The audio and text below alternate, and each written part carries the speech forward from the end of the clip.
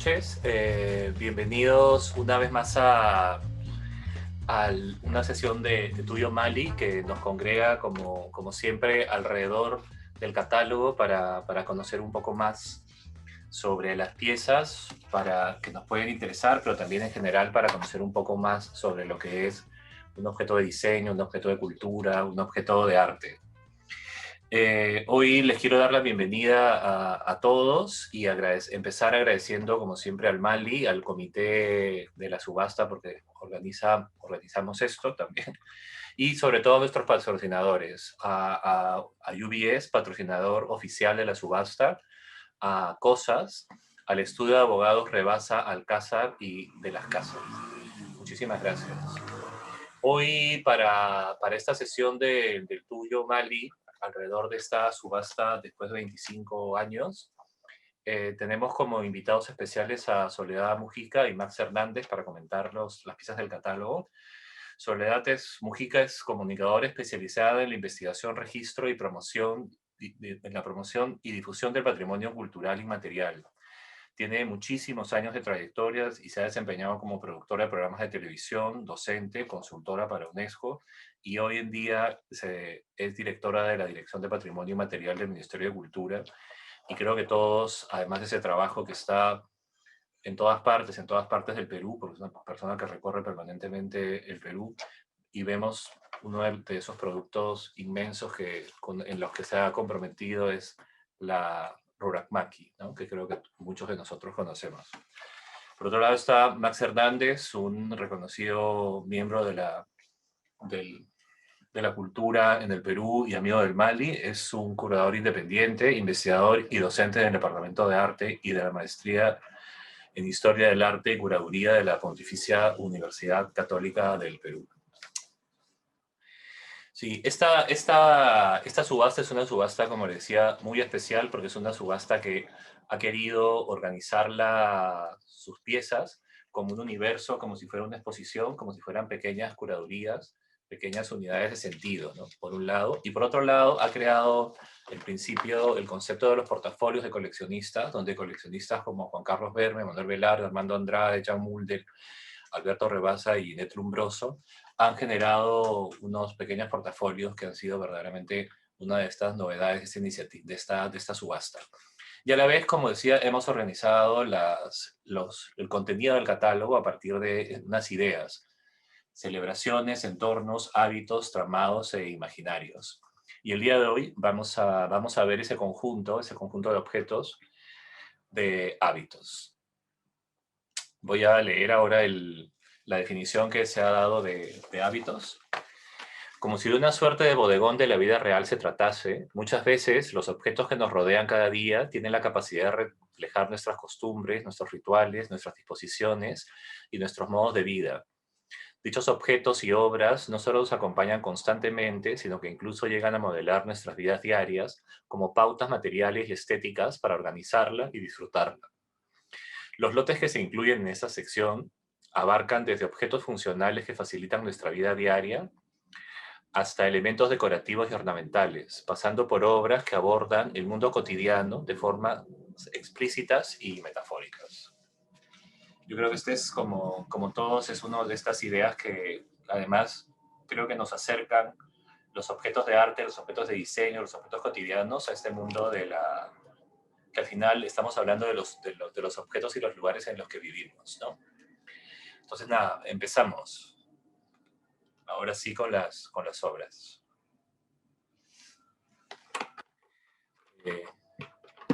Invito a Max a contarnos algo sobre esta primera pieza de Fabiola González.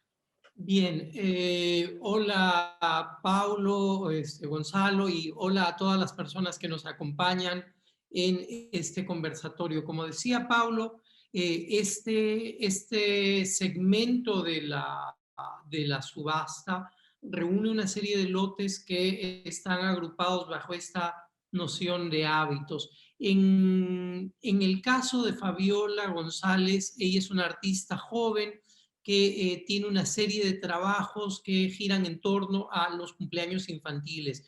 Está ofreciendo una mirada a un momento de la infancia y a un tipo de dinámicas propias de ese momento de la vida. Hay algunos detalles que podríamos prestar atención, como la simplicidad de la composición y de nuevo esta figura que además recuerda a los álbumes fotográficos que podríamos tener de la infancia. Eso, ¿no? Como ven, el cropeo, un detalle, el cropeo de la niña a la mano derecha, ¿no? Por ejemplo. Entonces, hay un poco esa dinámica. En la siguiente imagen también podemos notar este tipo de acercamiento a lo cotidiano, que es una pieza de Carlos Quispe-Sassin. Mujer, es un óleo suyo del 67 y como ven, la idea de estas secciones, de estos ejes que tenemos es poder reunir trabajos que abordan preocupaciones similares a pesar de que entran en el juego cuestiones muy distintas. Fabiola es una artista súper joven, la pieza es de una serie bastante nueva, mientras que este trabajo de Carlos Quispe-Sassin es de otra época, pero de nuevo también hay una presencia importante del espacio doméstico y de las personas desenvolviéndose en este tipo de entornos, ¿no? Cosa que se nota, pequeños detalles que a mí me parecen especialmente interesantes, el piso de losetas que forma una cuadrícula con el tablero de ajedrez, y hacia los pies de este personaje femenino hay también quizá un cojín o algo así con una tela, una manta, una colcha, con también este patrón de cuadrícula, pero jugando con distintos colores, ¿no? Pero de nuevo, la placidez del gesto, de la posición del personaje femenino, cómo caen las ropas, son detalles que dan cuenta de esa manera de abordar una cotidianidad plácida y tranquila. Quisiera ahora, Fortuna Studio, me gustaría pimponear entre estas tres en particular, lo de Fabiola González, lo de Carlos Quispe-Sassin y Fortuna Studio. Fortuna Studio es un colectivo de dibujo formado por Pirina Másquez y José María de Negri, ¿ya? Se centran como colectivo se centran en la práctica del dibujo, ambos tienen también una práctica artística diferente, y en este caso tenemos dos escenas bien particulares. Por un lado, la de la mano izquierda, los 90 ven estos pies de alguien que está tumbado sobre una cama, vemos debajo un par de revistas, un plato con un trozo de pizza y un teléfono de esos con alambre que ya no, y que ya ni vemos, ¿no? Y por el otro lado, de este este dibujo que se llama Sábado, en donde vemos este codo de alguien que está sujetando una Coca-Cola del McDonald's con unas patatas fritas y tal. Hay una cuestión que me interesa contraponer lo que están haciendo Fortuna Studio, Quispe-Sassin y Fabiola González. Y noten esto de acá, como el encuadre en Fortuna Studio es clarísimamente fotográfico. ¿A qué me refiero? El cropeo le hace el corte, el enmarcado de la imagen, evidentemente en la de la Coca-Cola, es un tipo de enmarcado que mutila tanto a la figura que no responde a nuestro acercamiento al natural, que podríamos pensar más bien que está mucho más presente en Carlos Quispe-Sassin. Veamos este y luego backtrackeamos, ¿ya? O la de los 90 también, el corte justo de los pies, además podemos ver los tatuajes en las piernas del personaje, que nos remiten también a un determinado mundo cultural, subcultural, llámenlo como quieran. Entonces hay ese tipo de codificaciones en juego en este tipo de trabajo, el tipo de revistas, una Glamour, la otra, y uno estoy seguro cuál será, pero nos están situando así en un determinado mundo, no solo el ambiente doméstico, sino en un mundo cultural particular. Si retrocedemos a la de Quispe-Sassin, porfa. en Quispe-Sacín lo que tenemos son mucho menos marcadores, por llamarlo de alguna forma, de del personaje. O sea, sí es un tipo de sofá, pero no nos sitúa en un hogar relativamente genérico, y simplemente esta posición, de nuevo, el encuadre, tenemos la figura entera, cierto que los pies están mutilados, pero lo que vemos es la totalidad del personaje. Es un encuadre más de que podríamos imaginar el pintor mirando a la modelo, enfrentando a la modelo, aunque el corte en los pies igual es significativo. Y si retrocedemos aún más a la pieza de Fabiola González, tenemos de nuevo esto que también vemos en Fortuna Studio y que tiene que ver con el tipo de campo visual que nutre a estos artistas. Tanto los artistas que forman Fortuna Studio como Fabiola González son bastante jóvenes, son artistas que se han formado en este milenio y viven en un entorno nutrido por imágenes digitales, nutrido por imágenes fotográficas. De nuevo, el detalle de la figura cortada a la mano derecha me parece interesante. Y además el juego composicional de las dos mesas que forman como dos L's que conectan. Entonces hay ese tipo de códigos, los códigos de los pilimilis que lleva la niña, o el tipo de sorpresitas que creo que son lo que están repartiendo ahí. Me parece que es algo que es bien interesante y da cuenta, de nuevo, de acercamientos diversos a una misma preocupación que tiene que ver con el mundo cotidiano de las personas. Y pasemos ahora sí a Hanne Rose, por favor, las fotografías. En Hanne Rose Herrigel tenemos 3 imágenes en donde está en juego una mirada sobre el acto de mirar mismo. Está atendiendo a la mirada, y en ese sentido hay un guiño a la misma idea de fotografía por esto de un lente, del reflejo, etcétera, ¿no?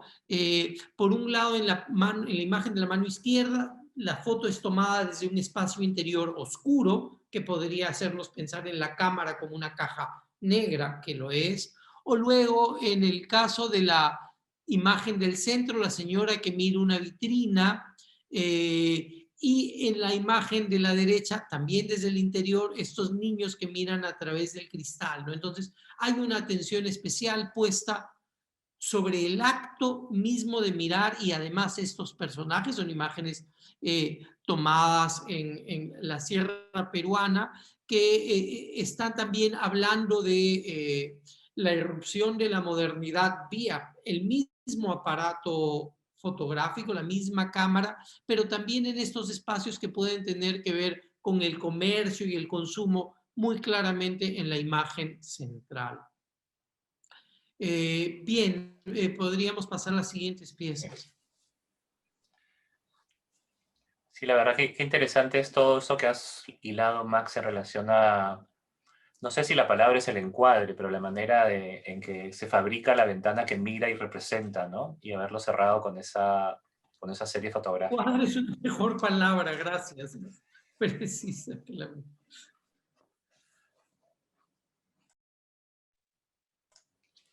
Soledad, por favor. Buenas noches con todo. ¿Qué tal? Cuéntanos un poco. Te cuento. Primero me quedo con ese cuadro de Quispe-Sacín y esa mujer tan plácidamente sentada mientras la miraba y escuchaba los maravillosos comentarios de Max. Me preguntaba, la miraba así con detalle, y me preguntaba, por ejemplo, si lo que se representa sobre su cabeza es su cabello, ¿no? O es un tocado. Y me estuve preguntando eso durante mucho rato, y tenía ganas de preguntarle a Max si él lo ve como un tocado, una manta, ¿no es cierto? O si lo ve como cabello. Y me quedé prendada de ese cuadro, que tiene una simplicidad, una dulzura, una ternura en la posición, en la actitud relajada, plácida, ¿no? De entrega, de comodidad, de hogar, ¿no? Todo esto de lo cual hemos hablado en hablamos en esta sección de hábitos, ¿no? Max. Sí, mira, en verdad, o sea, de que en cierto momento parece manta, sí, podría ser una manta, o quizá es simplemente una síntesis tan severa porque por otro lado la figura no tiene facciones, entonces podría también llevarnos a pensar a que si ha sintetizado al personaje al punto de borrarle ojos, nariz y boca, podría haber sintetizado el pelo como si fuese un poco un bloque, como una manta, ¿no? Así es. No sabría decirte exactamente qué está pasando, pero o sea, creo que hay argumentos para poder leerlo como uno o lo otro. Y pues esa capacidad de síntesis es lo que lo hace tan hermoso, ¿no? Tan impactante. Sí. Muy bien, volvemos a las cerámicas entonces. Estábamos viendo unas cerámicas de la comunidad nativa quichua Lamas del Huayco, en Lamas, San Martín, ¿no es cierto? Esta es una comunidad que está aproximadamente a 22, 20 kilómetros de la ciudad de Tarapoto, ¿no? Y Lamas se divide en dos pueblos, en dos partes, una parte de los mestizos y una parte de la única comunidad, ¿sí? Prácticamente la única comunidad quechua que hay en la Amazonía, ¿no? Las mujeres alfareras de esta comunidad hacen diversas piezas utilitarias que están muy relacionadas con sus prácticas rituales y festivas. La comunidad de Lamas tiene dos festividades muy importantes, que son la fiesta de San Juan, como toda la Amazonía, pero también la fiesta de Santa Rosa de Lima, el 30 de agosto. Y en estas fiestas se bebe chicha, se consumen de modo ritual, se preparan y consumen de modo ritual los alimentos que se van a compartir. Y estos son algunos de los utensilios que ellos usan para preparar y consumir los alimentos, ¿no?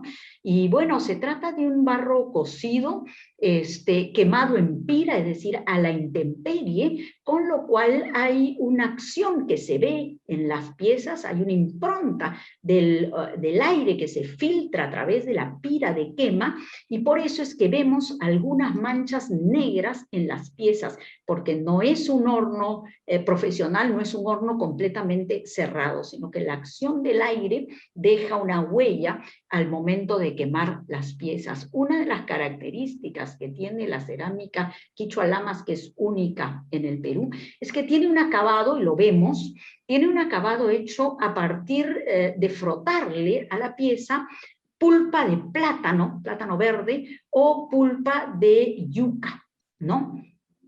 Y eso es lo que le da, se supone, cierta impermeabilidad, pero que también le da un acabado como rugoso, ¿no? Rústico.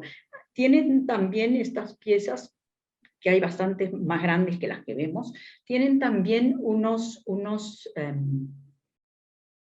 diseños, ¿no? Que se ven poco aquí en la fotografía, pero que marcan cierta altura de la pieza, ¿no? Las de arriba son dos ollitas, mientras que las de abajo son dos fruteros, ¿no?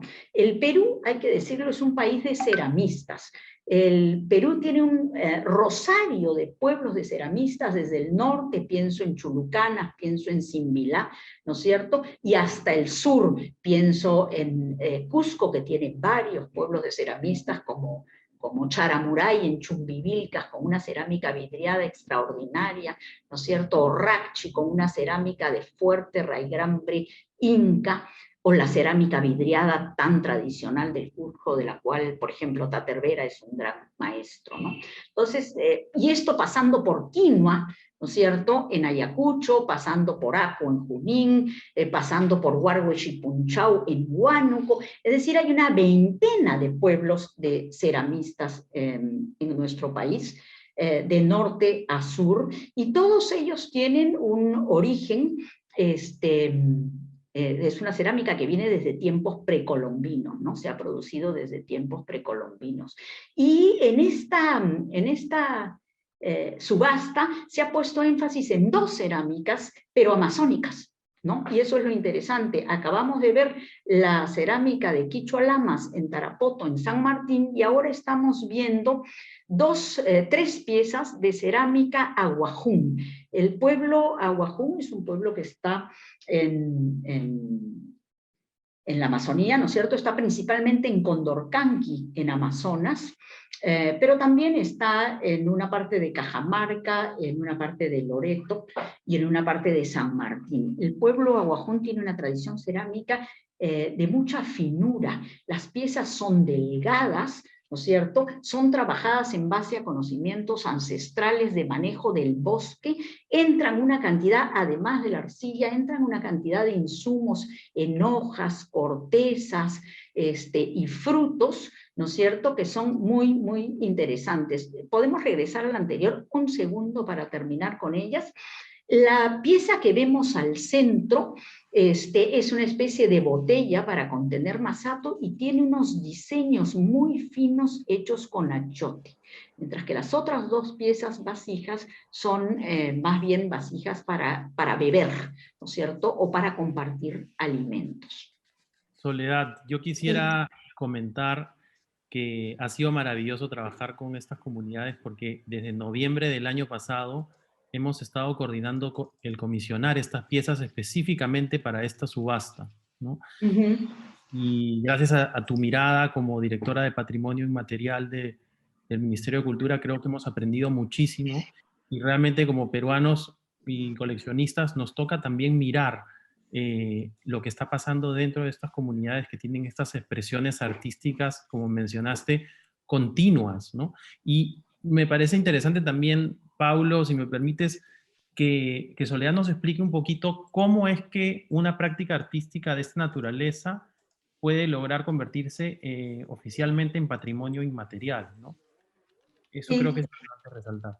Gracias, Gonzalo. Sí, justamente la cerámica aguajún está declarada Patrimonio Cultural de la Nación por gestión de las propias ceramistas. Fíjate que cuando se hizo el primer Rurajmaqui en el año 2007, que es una exposición venta de arte tradicional que organiza el Ministerio de Cultura, pequeño comercial, vinieron, yo creo que es ahí la primera vez que se vio en Lima la cerámica aguajún. Y desde entonces no ha dejado de verse, no ha dejado de estar en diferentes ferias, pero también en tiendas de arte tradicional.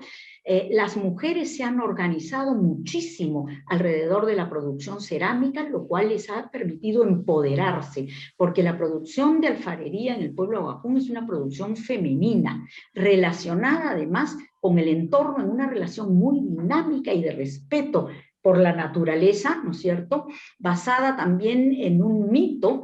Este respeto está basado en el mito de una mujer que se llama Nukuy, que es la mujer, la diosa mujer, la deidad, que les enseñó a las mujeres aguajún a hacer cerámica, pero les enseñó también a criar a sus hijos, a cuidar de sus familias, a producir los buenos alimentos, y para todo eso la cerámica es básica. Entonces, hay esta relación importante con la naturaleza y con la familia en la producción de cerámica. Y son ellas las que, muy organizadas, lograron la declaratoria como Patrimonio Cultural de la Nación.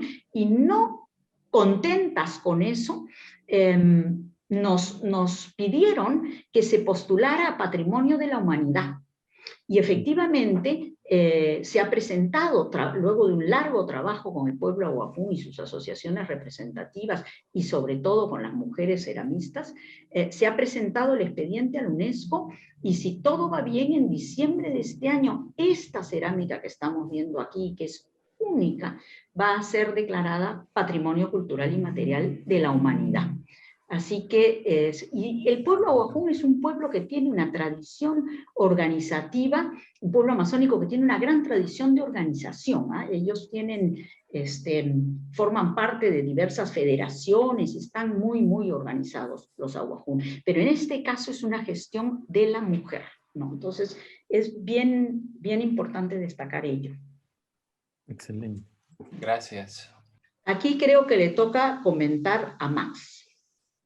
Bueno, Pero tenemos... esta pieza, antes déjame decir una cosita solamente, Max, esta preciosa pieza de Teresa Carvalho está aquí porque justamente estamos hablando de cocina, estamos hablando de alimentación, estamos hablando de utensilios, ¿no es cierto?, para la mesa y para la cocina. Exacto, es una pieza que nos permite pensar esta sección como una que agrupa, por un lado, los objetos en sí mismos que pueden acompañar nuestros días y facilitar la existencia,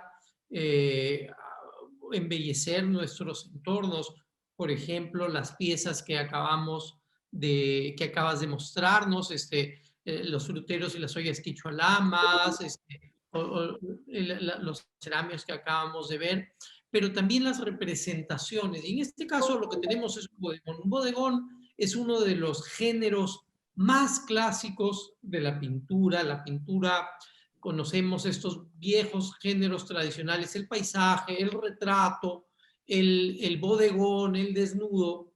Y en este caso tenemos este bodegón de Teresa Carvalho en donde tenemos la botella, atrás hay otra vasija y un frutero, cuestiones en las que de repente sería interesante reparar. La piña me parece especialmente bonita porque el color empieza a tener un carácter un poco más simbólico, ¿no? No es yo conozco el maíz morado, pero la piña morada no me la han presentado. Entonces lo que está en juego ahí es un uso mucho más suelto del color, no naturalista, digamos, sino que implica pensar también en el cuadro como un propósito pictórico. ¿Qué significa esto?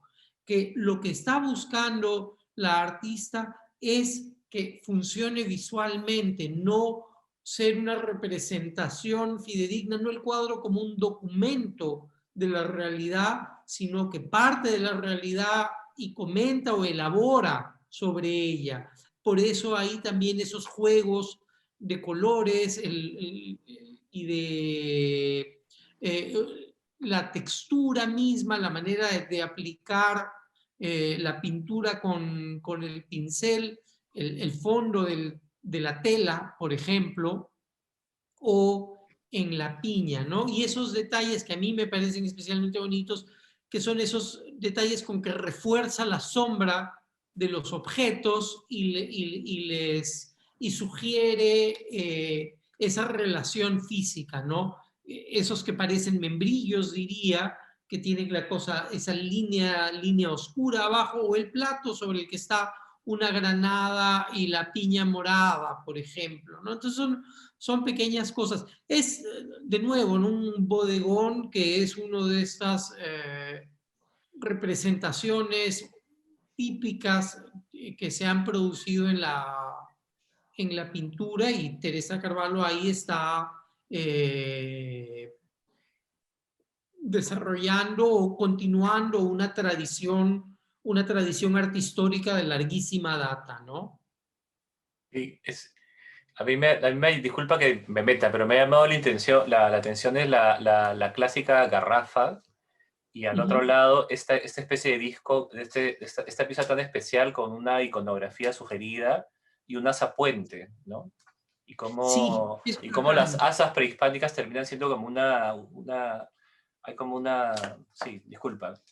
No, además, ¿sabes qué es bacán ahí? El puente que establece entre dos asas, ¿no? O sea, dos vasijas, o una que nos remite a la antigüedad prehispánica y una que puede ser perfectamente contemporánea al momento en que la produjo en la década de los 30, ¿no? Pero de nuevo, ¿no? La idea del material, la idea del asa, y ¿sabes qué es bonito en ese sentido? Pensar en cotidianidades que pueden haberse desarrollado desde distintas ópticas y inputs culturales, ambientales, pero que comparten ciertas características como para vincular una con otra, ¿no? Es decir, una cotidianidad en donde ese tipo de vasija, la del asa puente, era era lo usual, y la de la garrafa, que era también otra cotidianidad y en donde dialogan. Es un detalle bien bonito. Gracias, Pablo.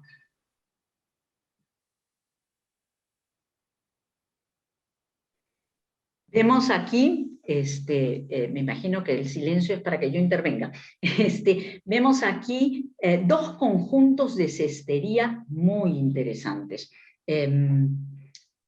también amazónicos, ¿no? Tenemos por un lado un conjunto de tapetes. Ojo, estos no son todos, se ha seleccionado algunos para esta fotografía, para esta noche, para este conversatorio, pero son en realidad 18 tapetes del pueblo Bora.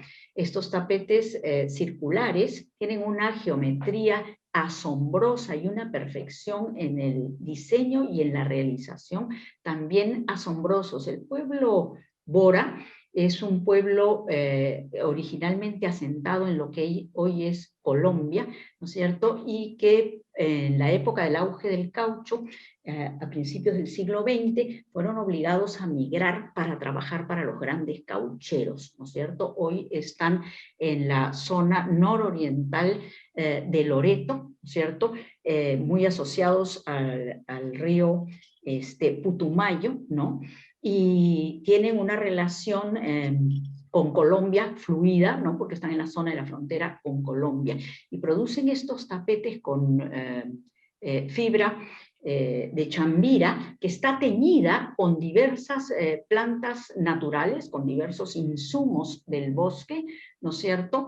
Y que utilizan cotidianamente. Nos han enviado, ellos son producidos por mujeres también, son las mujeres de la asociación Las Mariposas de la comunidad nativa Bora de Brillo Nuevo en Pebas, y nos han enviado 18 tapetes para esta subasta, y fue también una odisea porque esta comunidad nativa no tiene conectividad de internet, ni de telefonía, ni de nada. Entonces solamente podíamos lograr comunicarnos con doña Gisela, la presidenta, la lideresa de la comunidad, de la asociación Las Mariposas, cuando ella bajaba hasta Pebas, en un trayecto bastante largo de varias horas. Y de hecho, la llevada de estos tapetes hasta Iquitos para poderlos enviar a Lima por avión le tardó a la señora Gisela un viaje de prácticamente 24 horas, solamente para llegar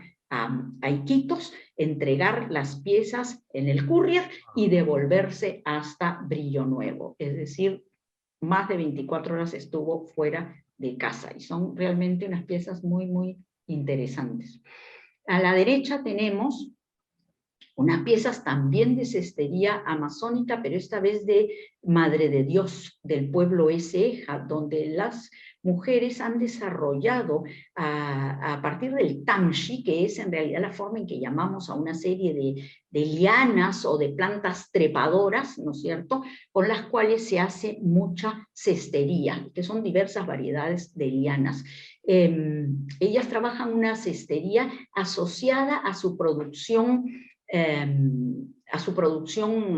para la vida, ¿no es cierto? Es un pueblo que caza mucho y que pesca mucho, y utilizan estas cestas justamente para trasladar el producto de sus actividades de subsistencia. Tienen un manejo del tamshi muy original. Cada pieza es producto de la creación y del talento de una mujer. Cuando uno compara cómo, por ejemplo, se hace la base de la canasta, uno va a encontrar varias formas distintas y cada uno es el estilo propio, o las asas, o la forma en que el asa se inserta en la canasta, se acoge a la canasta, cada una es distinta porque cada una es el producto de una mujer, de un estilo propio, y por eso son muy, muy diversas, ¿no? Son unas piezas muy, muy interesantes. El Perú tiene una diversidad de cestería en la Amazonía, pero también en los Andes, fabuloso, ¿no? Estoy pensando, por ejemplo, en las chicras que hay en la Sierra de Lima, en Tupicocha, que son unas piezas hechas a partir de la fibra del maguey, que se tejen a mano sin ningún instrumento, igual que estas canastas que estamos viendo, donde la mujer usa los pies el regazo y la boca para templar las fibras de tamshi. Y con las manos, perdón, con las manos las va tejiendo, pero usa todo su cuerpo para poder dominar el tamshi, que no deja de ser una fibra, a pesar de que se trabaja, se ablanda, etcétera, no deja de ser una fibra relativamente dura, lo que garantiza además la durabilidad de su cestería, ¿no? Entonces son unas piezas muy, muy, muy bonitas. Bien, tenemos en pantalla un cuadro de Ricardo Flores, un cuadro también de la década del 30, como el que habíamos visto, Teresa Carvalho también es de la década del 30.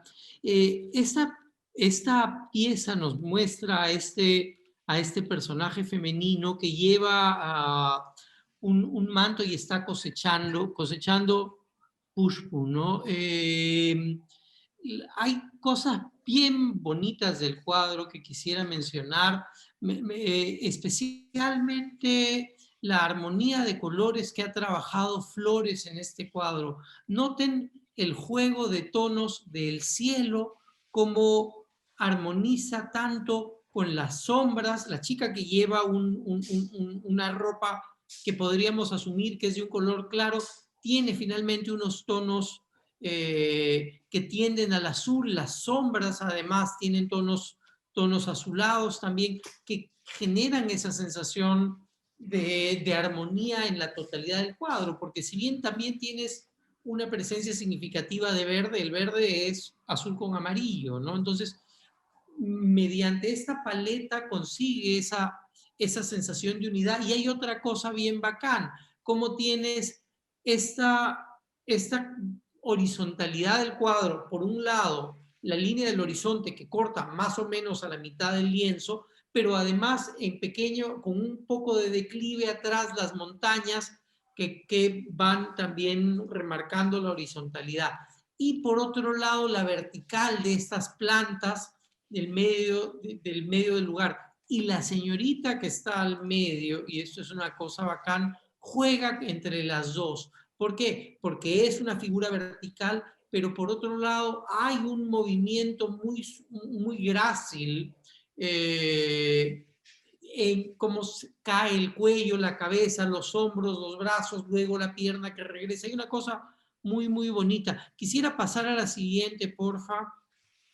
Y acá la conexión es vía las plantas. En este caso tenemos unas piezas de Elena Iscue, que está, así como Flores estaba mirando no solo la naturaleza, sino la relación de las personas con la naturaleza, en la cosecha y qué sé yo. Acá Elena Iscue está prestando atención a la naturaleza, pero además transformándola de una manera muy decidida, vía una síntesis formal. Noten en la imagen de la extrema derecha cómo tenemos estas flores que son convertidas en una suerte de estrellas, en discos, las formas son muy, muy sintéticas. Luego en la imagen central también, es decir, hay un proceso de abstracción de la forma, la artista ha tomado un elemento natural y lo empieza a sintetizar y a simplificar y a geometrizar, si es que existe la palabra, y lo que ocurre en la composición de la izquierda es que este proceso de síntesis es radical y lleva a perder al referente, porque sería una imagen que de alguna u otra forma está aludiendo a las aves.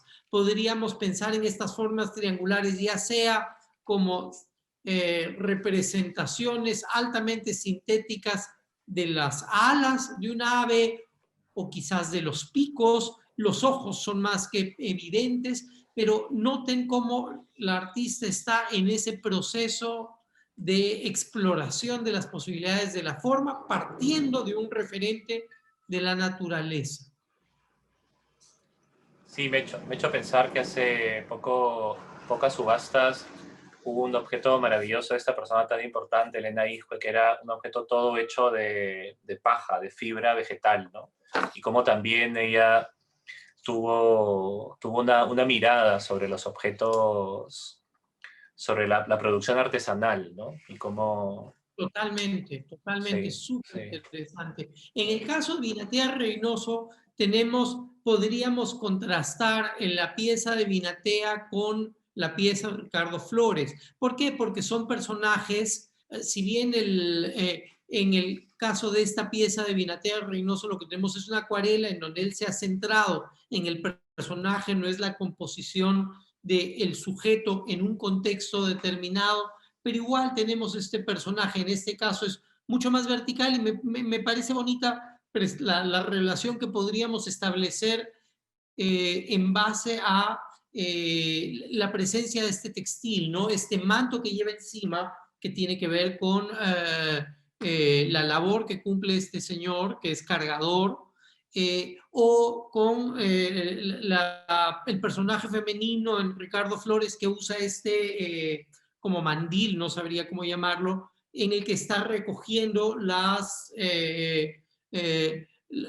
plantas que está cogiendo, ¿no? Lo que está cosechando, ¿no? Entonces hay ese nexo por ahí que podríamos trazar. Es también prestar atención a un universo cotidiano, no del espacio doméstico, pero sí del mundo laboral o de las actividades que tienen que ver con un día a día, ¿no? No el ocio como en Quispe Sacín, por ejemplo, o la fiesta, o el ocio en Fortuna Studio, o la fiesta en Fabiola González, pero sino más bien el trabajo. Y la siguiente imagen es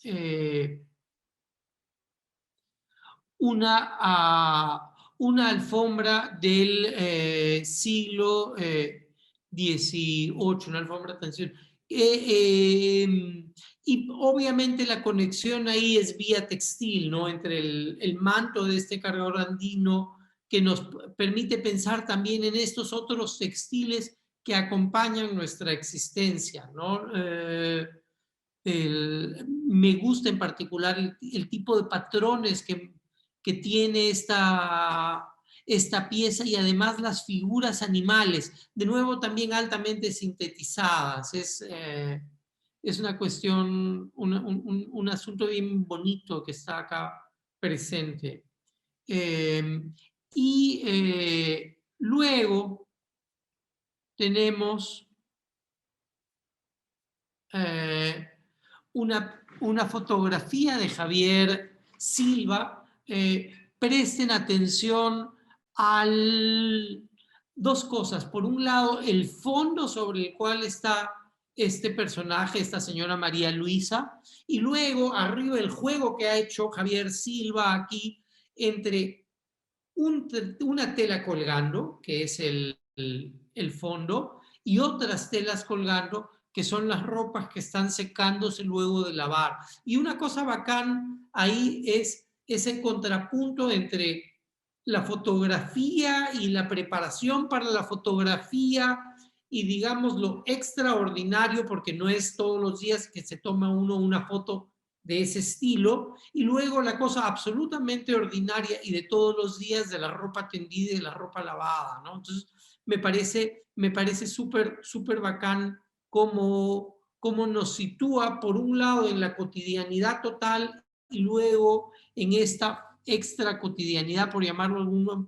forma, no solo de la fotografía, sino del mismo fondo, un fondo que nos saca de ese entorno doméstico en donde hay una suerte de palmera, unas escalinatas, etcétera. Y la siguiente imagen que podemos perfectamente vincular con esta anterior es de Adrián Portugal, Backstage, de su serie Agua Dulce, y de nuevo tenemos estos también fondos que acá pasa una cosa diferente, no es la ruptura entre el fondo y el lugar, acá hay otro tipo de ruptura, porque es playa, por un lado, como pueden ver por los bordes de la fotografía, se nota que estamos en la playa, pero uno de esos fondos podemos ver es el de un yate o un crucero y unos delfines que saltan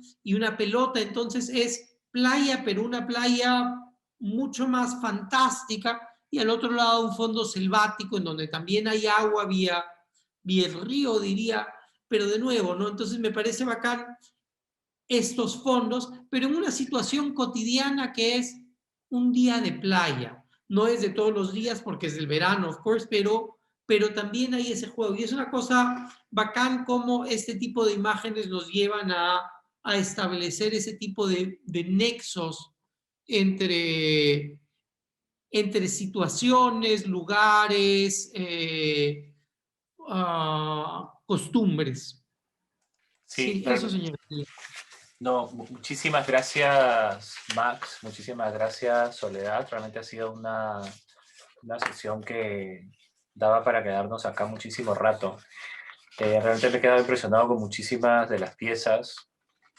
Y no sé por qué me he quedado pensando cuando Soledad te estaba hablando de esas primeras cerámicas, la mayoría de Amazonía, en cómo incluso artes que ya tenemos como más reconocidos, como cierta cerámica japonesa, donde hay que aprender a ver algo que está roto, algo que está curado, algo que está quemado. O sea, cómo enfrentarte a objetos de otras culturas es también para nosotros un aprendizaje es un aprendizaje, una ampliación de lo que uno puede entender, de lo que uno puede apreciar, de lo que uno puede integrar, ¿no?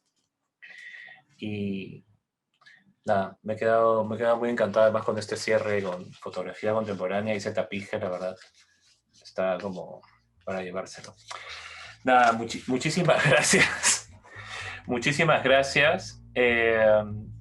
Los invitamos a los próximos conversatorios del Tuyo Mali, el próximo 5, 12 y 19 de mayo, con los temas, así como en este caso han sido hábitos, será la próxima semana Tramados, y donde nos va a acompañar Max Hernández y Ricardo Kusunaki. También quería avisar que a partir de la próxima semana el conversatorio se va a transmitir a través de la web de la subasta en la dirección www.subasta.mali.pe, y de todos modos en las redes sociales o en Facebook van a poder también acceder a la subasta. Nada, muchísimas gracias otra vez, gracias Soledad, gracias Max, gracias Gonzalo en nombre a la subasta en nombre de Gonzalo, y por supuesto una vez más a los patrocinadores, a los auspiciadores, a UBS, patrocinador oficial de la subasta, a COSAS y al estudio de abogados Rebasa Alcázar y de las Casas. Hasta la próxima.